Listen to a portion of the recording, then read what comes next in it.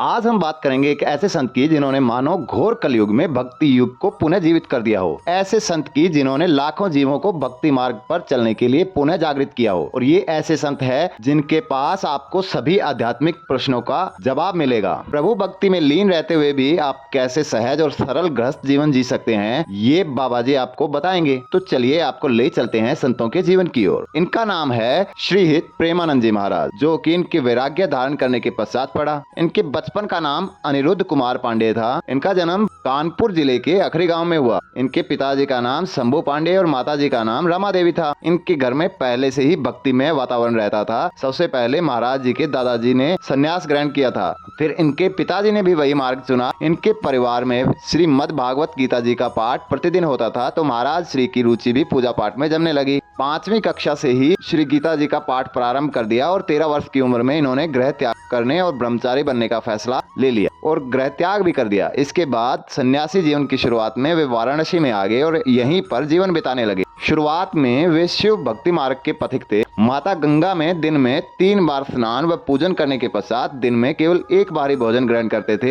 और अगर 10 से 15 मिनट में भोजन की भिक्षा नहीं मिलती तो वे गंगा जल ही पीकर रह जाते थे। सन्यासी जीवन की शुरुआत में महाराज जी ने कई दिन तक भूखे रहकर भी बिताए। इनके वृंदावन धाम आने की कहानी बड़ी ही चमत्कारी है। यहाँ आकर वे राधा भक्ति से जुड़े। तो महाराज जी कैसे वृंदावन पहुँचे? प्रेमानंद जी महाराज से मिलने एक अपरिचित संत आए और उन्होंने कहा कि श्री हनुमंत धाम विश्वविद्यालय में श्री राम शर्मा के द्वारा दिन में श्री चैतन्य लीला और रात्रि में रास लीला मंचन का आयोजन किया जा रहा है, तो आप भी वहां आइए। पहले तो महाराज जी ने उन साधु बाबा को वहां आने से मना कर दिया, लेकिन साधु जी के बार बार आग्रह पर बाबा जी मान गए और आमंत्रण स्वीकार कर लिया। जब महाराज जी रासलीला मंचन को देखने गए तो उन्हें आयोजन बहुत ही पसंद आया। 1 महीने तक आयोजन हुआ, लेकिन इसके बाद समाप्त हो गया। लेकिन महाराज जी को रासलीला मंचन देखने की बहुत ही व्याकुलता हुई। इसके बाद महाराज जी उन्हीं संत के पास फिर से गए जिन्होंने उन्हें रासलीला में आमंत्रित किया था और उनसे कहने लगे कि वे मुझे अपने साथ ले चलें और इसके बदले में आपकी सेवा करूंगा। तो संत जी ने महाराज जी को वृंदावन आने का न्योता दिया। यहीं से वे वृंदावन पहुंचे और राधा रानी व श्री कृष्ण जी के चरणों में आ गए।